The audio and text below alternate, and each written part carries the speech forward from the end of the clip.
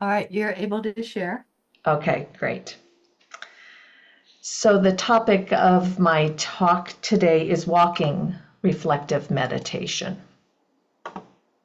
And we brought it onto the retreat with us. We gave our usual instructions of being receptive with what you encounter when you walk, curious, kind, gentle. But we added in bring your inner world out and take in the outer world.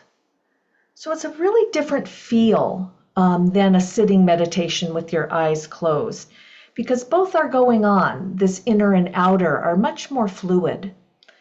And we didn't give any special instructions about breathing or focus or how to walk or what pace to keep.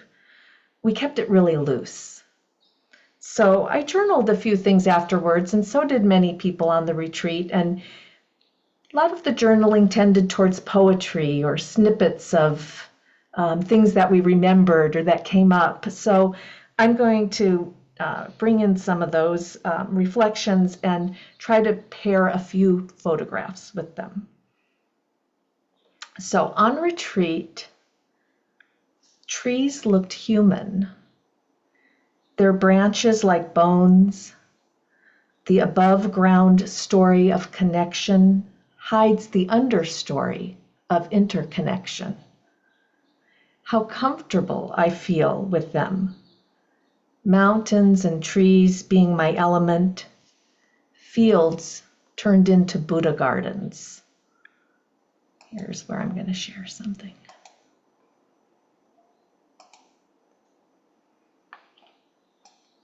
This is the Buddha garden that we got to experience.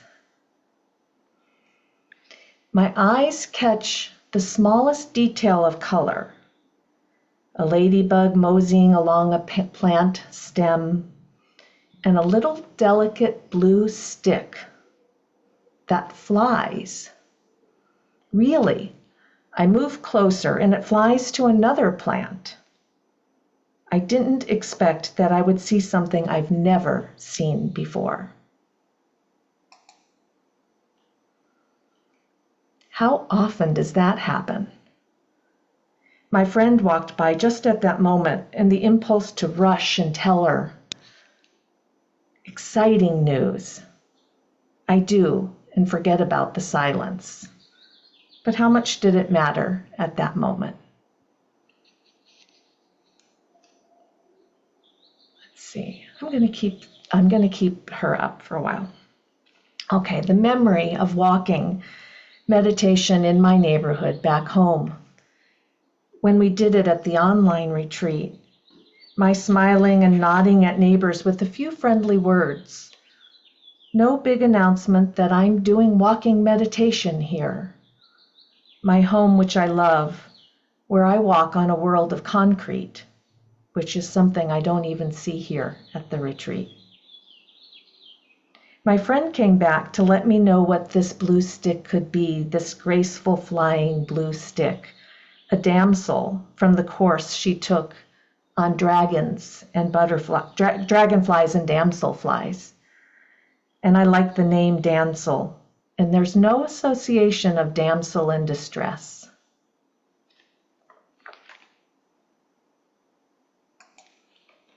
I wandered by this deck, the deck where we first gathered for check-in a few days ago. Seeing each other in person after so many years, taking COVID tests together, restraining our hugs, but not joy until we got a negative test result. Under this symbol, right here you can see it, the symbol that I use at the end of each of my emails that I send out to every person. It's the sign of conditionality, an endless knot.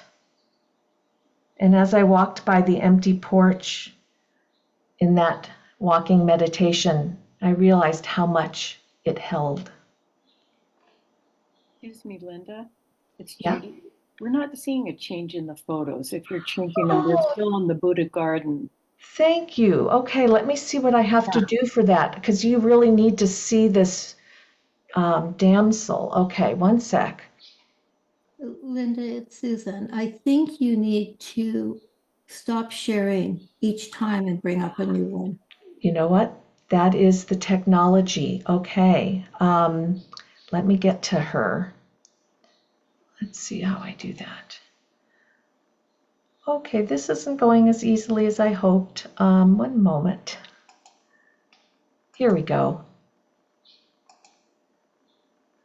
There she is.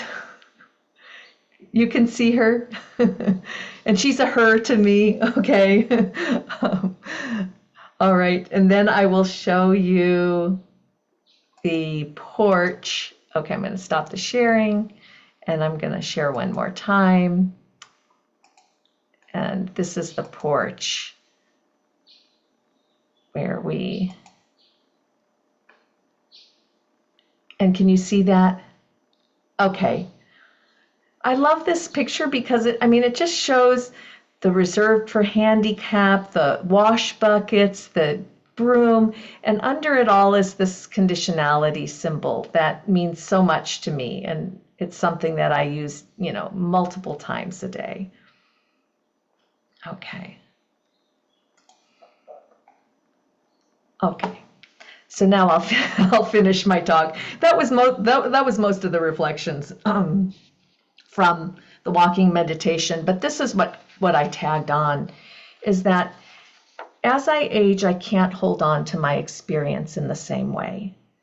It's much more fluid and not so reliable. My memory, that is. It's surprising because with reflective meditation, there might be the assumption that our memory is going to improve like a straight line, up, up, up, better, better, better, more, more, more. But it's actually different for me. I remember things differently. I remember different things.